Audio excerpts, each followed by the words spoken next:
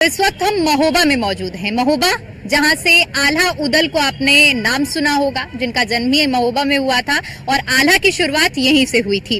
खैर, क्योंकि चुनावी माहौल है और चुनावी माहौल में महोबा का मिजाज क्या है, यहाँ क्या हवा है, आइए यहाँ के लोगों से जानते हैं क्या हवा चल रही है इस वक्त महोबा की। क्या मन बनाया है एक वोटर होने के नाते, किसको जिताने का मन है आपका? गठबंधन समाजवादी पार्टी। मुद्दे क्या रहने वाले हैं इस बार के चुनाव? क्या है, ना हमें राशन लेना है, ना मुझे इलाज लेना है, रोजगार दीजिए आप और नौकरी दीजिए। किसको जिताने का मन बनाया है? इंडिया गठबंधन के प्रत्याशी अजयेंद्र राजपूत जी पूर्ण बहुमत से सरकारी बनाने में अहम योगदान रखेंगे और एक तरफा यहाँ से कम 2 लाख वोटों से जीतेंगे। क्या लग रहा है आपको कि मुद्दे क्या हैं इस बार के लोकसभा चुनाव में? आपकी संसदीय क्षेत्र की अगर यहाँ की बात करते हैं, क्या अहम मुद्दे हैं इस बार? मुद्दे वो जीतेंगे ना। भाजपा में बहुत दिक्कत होती है। भाजपा के लोगों में क्या परिवर्तन कुछ नहीं है। पुलिस का फार्म डरा ये लीक हो गया, 4 साल की नौकरी हो गई, उसमें क्या लोग, तो हमको क्या मिलता है? 4 साल करेंगे फिर मारी भट के फिरेंगे। अच्छा, एक युवा होने के नाते मेरा आपसे ये सवाल रहेगा कि क्या सरकार बदलने से पेपर लीक की समस्या हल हो जाएगी? आप क्या मानते हैं? हल होगी समस्या। दूसरी सरकारों में पेपर लीक नहीं होता? लीक होता के लिए ऐसे नहीं होता। कौन सी जो पढ़ रहे स्टूडेंट उनको कौन सा लाभ मिल रहा है? कोई भर्ती करी अभी? अच्छा, ठीक है, आप क्या कहना चाह रहे हैं? सरकार जैसे ही बदलेगी, पेपर लीक और बेरोजगारी, महंगाई, इन सब चीज के लिए एक अहम योगदान इंडिया गठबंधन का रहेगा। और सबसे पहले 6 महीने के अंतर्गत इंडिया गठबंधन ने 6 महीने में 30 लाख नौकरियों का वादा किया है और वो समय से पूर्ण कर ली जाएंगी और जिससे युवाओं को फायदा होगा। और जब युवाओं को फायदा होगा, नौकरी में जाएंगे, घर परिवार की स्थिति, आर्थिक स्थिति सुधर जाएगी। ठीक है, और लोगों से बातचीत करते हैं और जानते हैं क्या मन बनाया है इस बार आपने, किसको जिताने वाले हैं? देखिए, लोकसभा का चुनाव है, राष्ट्रीय मुद्दों पर ये चुनाव हो रहा है। इससे देश की अस्मिता जुड़ी हुई है, देश का सम्मान जुड़ा हुआ है। हम इस समय जो वोट करेंगे वो देश के लिए करेंगे। अगर विधानसभा का चुनाव होता या स्थानीय निकाय का चुनाव होता तो हम स्थानीय मुद्दों पर बात करते। इस समय देश के लिए जो है मोदी सरकार बहुत ज़रूरी है, क्योंकि हमारी देश की अर्थव्यवस्था आप देख रहे हैं बहुत तेज़ी से बढ़ रही है। पूरे विश्व में हमारा डंका बज रहा है और भारत हर फ्रंट में आगे बढ़ रहा है। आज चुनाव जो है शिक्षा, चिकित्सा और रोजगार के नाम पर होना चाहिए, लेकिन भारतीय जनता पार्टी के बड़े बड़े नेता धर्म और जाति पर जो है व्याख्यान दे रहे हैं कि आपको पता नहीं है। हिंदू मुसलमान की बात कर रहे हैं, आपको पता नहीं है। शिक्षा, चिकित्सा और रोजगार की बात क्यों नहीं होना चाहिए, बताइए। चुनाव केंद्र हमारे शहर की अर्थव्यवस्था संभालता है। होनी चाहिए। जो बोले हैं अभी कि ये छोटा चुनाव होता है तो हमें इस तरह की बात नहीं करना चाहिए। जो छोटे चुनाव होते हैं हमारे शहर की अर्थव्यवस्था संभालते हैं, तो हम उस पर ध्यान देंगे। अच्छा, क्या लगता है क्यों विकास नहीं हुआ है? क्या बुंदेलखंड नहीं बदला है? क्या विकास हुआ है? विकास की तरह होना चाहिए। क्या 10 साल में विकास होगा?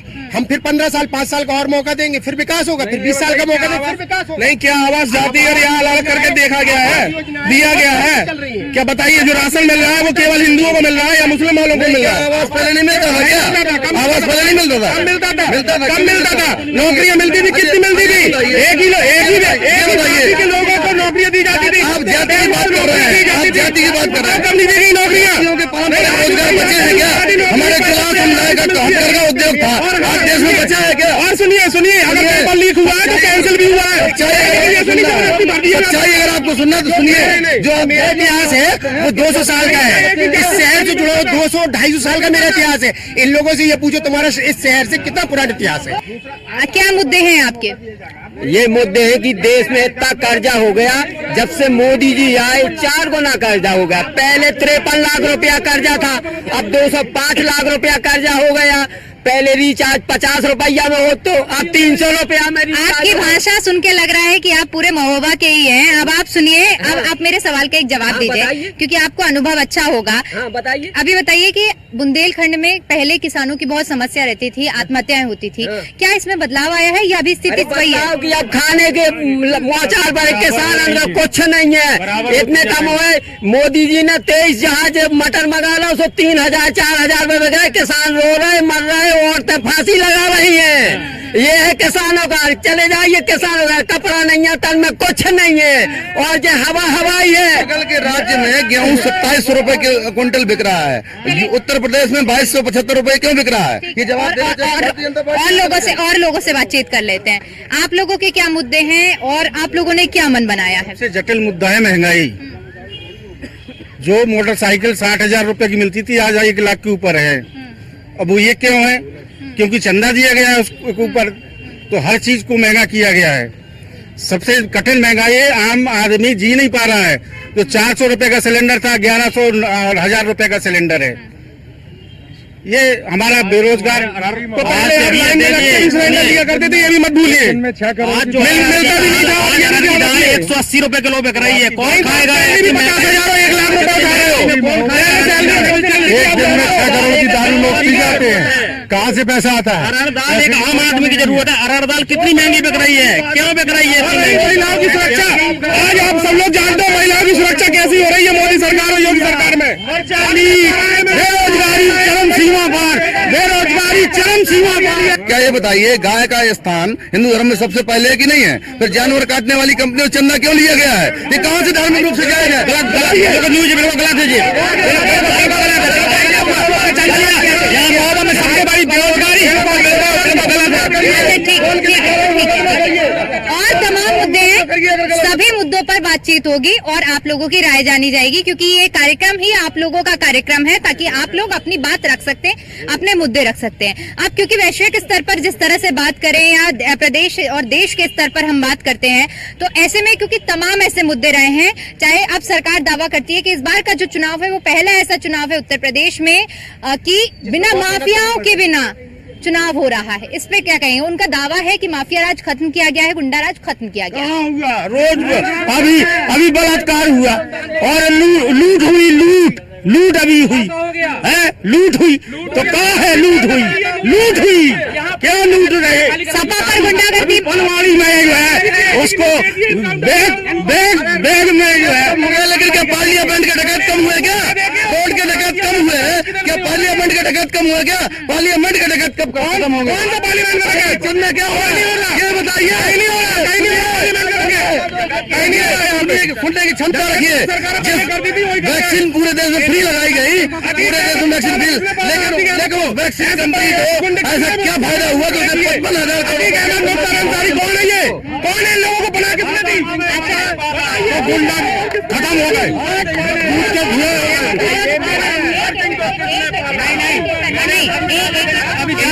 देखिए, अगर आप लोग एक एक करके बात नहीं रखेंगे तो किसी की भी बात समझ नहीं आएगी। एक एक करके आप बात रखिए, सबकी बात सुनी जाएगी। जी, ब्रजभूषण सिंह कौन है? ब्रजभूषण सिंह की जगह आज उनके लड़के को दे दिया गया। ब्रजभूषण सिंह का रिकॉर्ड उठा के देखिए, माफिया है कि नहीं है? उनको क्या किया? उनके खिलाफ में पहलवान बैठे रहे, उनके खिलाफ क्या किया भाजपा सरकार ने? आज तक लड़कियों का आपके सवाल का जवाब लूंगी। आपकी शिकायत है, कोई बोलने नहीं दे रहा, जरा आगे आइए। ठीक है, बताइए क्या मुद्दे हैं, कहाँ शिकायत है? बहुत मुद्दे, हर जगह शिकायत है। बेरोजगारी बढ़ रही है। गैस सिलेंडर 2014 में क्या रेट थे, आज क्या रेट है? हर चीज कितनी महंगाई बढ़ रही है। और किसानों को जो कह रहे हैं लाभ होने की, किसान मर रहा है, आत्महत्याएं हो रही हैं। लेकिन बीजेपी कह रही है कि इस बार 400 पार सीटें आने वाली हैं। बिल्कुल नहीं। कर्नाटक में 400 पार जब गए, जब वो आग लगी थी, उनकी मोदी जी ने कहा कि ये क्या हो रहा? अरे 400 पार, उनकी कितनी थी? 400 पार बलात्कार हो गए। वो पीएचडी जे गोवा के लड़का नाती के मीडिया आप बिकी हो या पैसा ले लेते हैं। एक जो नारा निकल के आ रहा है कि 400 पार सीट चाहिए, इनसे केवल एक बात ये पूछी, 400 पार आकर किस मुद्दे को लेकर चाहिए? क्यों चाहिए? देश का संविधान बदलना है क्या? जो बीजेपी का पक्ष रख रहे हैं वो इधर बोलिए ना कि आपको 25 सीट चाहिए। हमारा लक्ष्य 500 सीट लाएंगे आप लोग। रहेगी अखिलेश यादव तो कुछ भी कह सकते हैं, उनको कोई काम ही नहीं होता। प्रदेश में उनका काम है चोरी करना। आज तक कुछ किया तो है नहीं उन्होंने, केवल 2 ही चीज रुकाई है। हमारी सरकार जो भी है वो सामान सबको देती है, राशन हो, परिवार यहाँ पर आवास हो, कोई भी योजना हो, सबको मिलती है। जैसा कि ये बोल रहे 400 पार का लक्ष्य।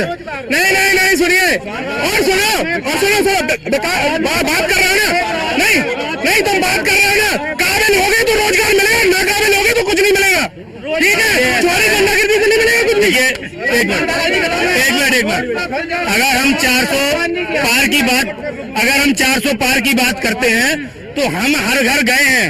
हमने हर गली में प्रधानमंत्री आवास दिया है, हमने हर गली में बिजली पहुंचाई है। पहले केवल सैफई में बिजली पहुंचती थी, पहले जिला होते थे जहां 24 घंटे बिजली मिलती है, आज पूरे देश में बिजली दे रहे हैं। कहते हैं कि सपा के राज में सिर्फ सैफई और मैनपुरी का विकास हुआ। 18 घंटे बिजली बुंदेलखंड के हर गांव को मिली, 18 घंटे। अब इससे ज्यादा का हो सकता है? 18 घंटे। गोरखपुर 160 मेगावाट बिजली महोबा में बना के दिखा दी सपा गवर्नमेंट ने।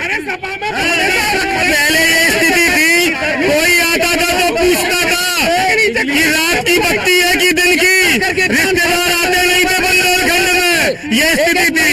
देखिए, हमारा मैनिफेस्टो कांग्रेस का हर महिला को 1 लाख रुपए 1 लाख रुपए 1 साल में देंगी और कर्ज माफ करेंगे किसानों का। इसके पहले भी कर्ज माफ कहा था तो किया गया था, और ये जुमलेबाज है सब। बीजेपी ने कर्ज माफ किया? बीजेपी ने कोई कर्ज माफ किया ही नहीं।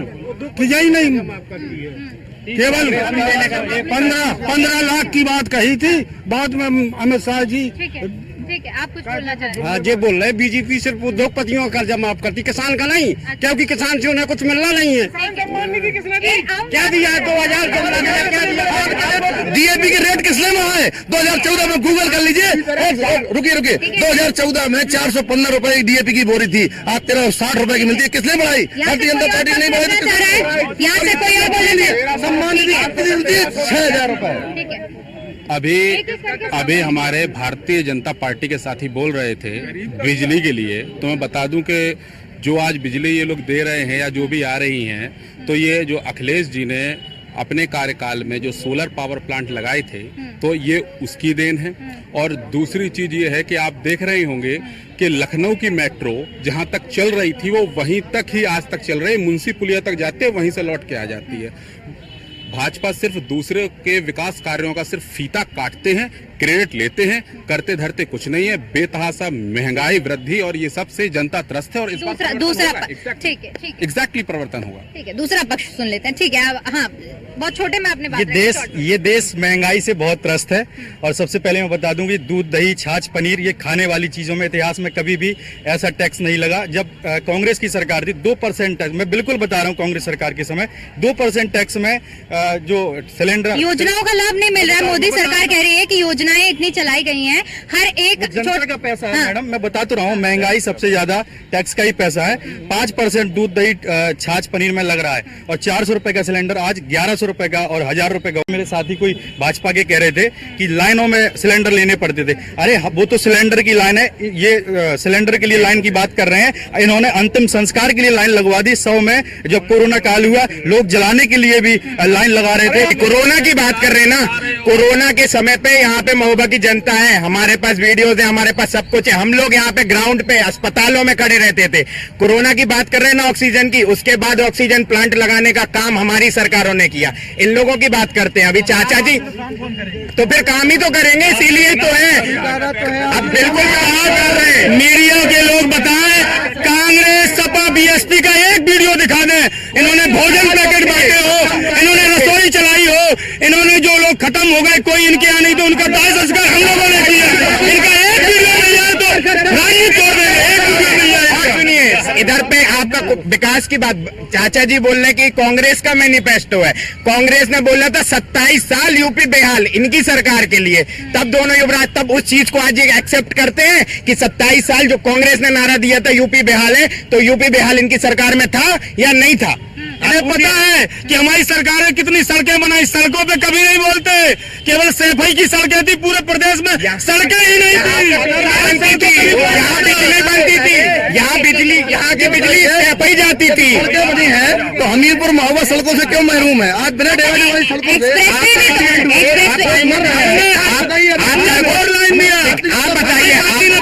आप बताइए अभी आप सड़क से के माध्यम से आई हैं, आप बताइए क्या रोड कहाँ खराब मिली? आप इस बात पे डिवाइडर नहीं बना पाए हैं। ठीक है। अब जब बुंदेलखंड की हम बात कर रहे हैं, बुंदेलखंड की देखिए, एक एक करके बात रखिए।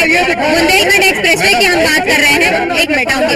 बुंदेलखंड एक्सप्रेसवे बना है, तमाम ऐसे बातें कर रहे हैं कि विकास हुआ है बुंदेलखंड का। क्या है बुंदेलखंड में सपा के शासन में ही विकास हुआ है। मैं किसी का समर्थक नहीं हूँ। आप महोबा का ले लीजिए, केवल सपा का विकास है, चाहे तालाब खुदे हों, चाहे सड़कें यहाँ बुंदेलखंड एक्सप्रेसवे बनाएंगे, बुंदेलखंड एक्सप्रेसवे भी तो बीजेपी के बाद बनने के 4 दिन बाद वो तहस-नहस हो गया था, उसमें एक एक्सीडेंट भी हुआ था। तो ऐसे एक्सप्रेस का कोई मतलब नहीं है। अच्छा, मैं अब अधूरी बात रह गई थी, महंगाई इन्होंने कहा था किसान की आय दुगनी कर देंगे, किसान की आय दुगनी कर देंगे, लेकिन मेरे साथी ने कहा कि डीएपी की बोरी जो 415 रुपए की थी आज वो 1350 रुपए की हो गई है, वो भी ब्लैक में मिलती है 1500-1600 रुपए की मिलती है। आप ये बताइए कि जब कृषि यंत्रों में 12% जीएसटी कभी भी इतिहास में कभी भी कृषि उपकरणों में कभी भी जीएसटी नहीं लगी, इन्होंने 12% लगा दी। अगर हम जीएसटी ले रहे हैं तो देश में बिजली दे रहे हैं, सड़क दे रहे हैं, प्रधानमंत्री 3 करोड़ 4 करोड़ आवास बनाए हैं, जिनके घर में कभी छत नहीं थी उनको छत देने का काम किया है। सरकारों का जो कर्जा है वो इस समय का सबसे बड़ा खुलासा है। आप आगे आओ, क्योंकि आप भी एक युवा हो और एक युवा होने के नाते, क्योंकि कल का भविष्य हो आप, तो ऐसे में आपने क्या मन बनाया है? क्या इस पूरे क्षेत्र की दशा और दिशा जिस तरह से बदलने की बात कही जा रही है, बदली है या नहीं? राज खत्म है एकदम। विद्यार्थियों को कब मिल गई है? हमारे एरिया भतीपुरा में आए दिन वहाँ जूते चलते थे, आज की डेट में गुंडा राज वहाँ से बिल्कुल खत्म है। क्यों? भाजपा सरकार की वजह से। राम मंदिर का निर्माण ले लो आप, शिक्षा में विकास ले लो आप, आज हम युवक है, नहीं युवक जहाँ बैठ जाता है वहाँ से सरकार खत्म है। आप ये बात गुंडे विधानसभा और लोकसभा में पाए जाते हैं वर्तमान सरकार में। ब्रजभूषण शरण सिंह के बेटों को चुनाव, कुलदीप सिंह सेंगर जिन्होंने उन्नाव में रेप किया था, और उसके बाद विजन नहीं है, कभी सपा के साथ, कभी भाजपा के साथ, कभी कांग्रेस के साथ, कभी सपा के जनाध्यक्ष कांग्रेस प्रजापति जो बोल रहे हैं, लेकिन वो भी तो आरएलडी के साथ आ गए हैं। उससे पहले विरोध करा करते थे, लेकिन अब बीजेपी वाले भी आरएलडी के साथ आ गए। जिसने कहा कि हम विकास करेंगे, गुंडागर्दी नहीं करेंगे, सड़क नहीं देंगे, हम सपा के लोगों को ले लेंगे। जो हमारे बीजेपी के मिशन के साथ है वो कोई भी आ जाए। गायत्री प्रसाद प्रजापति पर जो सवाल पूछते हैं, मैं उनसे पूछना चाहता हूं कि प्रज्वल रवन्ना जो एचडी देवा गौड़ा के पोता हैं, तो उन पर ये लोग जवाब कब देंगे? क्योंकि हमारे देश के प्रधानमंत्री उनका प्रचार करते हैं और उनके साथ मंच शेयर करते हैं। ठीक है, बहुत शॉर्ट में आपको बात बताएंगे। बिल्कुल आप सपा के हैं, आप कांग्रेस के हैं। प्रज्वल रेवन्ना ने गलत किया नहीं किया, ये वहाँ की सरकार को तुरंत उनको अरेस्ट करना चाहिए था। डीके शिव कुमार के पास उन्होंने 4 महीने पहले वो भी दी। दूसरी चीज आपकी सरकार है, आपकी सरकार की जिम्मेदारी है। दूसरी चीज प्रज्वल रवन्ना ने गलत किया, आप यहाँ पे किसी भाजपाई से बोलोगे वो ये नहीं कहेगा कि गलत नहीं किया, गलत किया, सजा मिलनी चाहिए। लेकिन गायत्री प्रजापति पे, संदेश काली पे भी कोई आदमी नहीं कहेगा कि वो आपके गलत किया। हम कहते हैं प्रज्वल रवन्ना ने गलत किया, ये बोलेंगे गायत्री प्रजापति ने किया, ठीक है।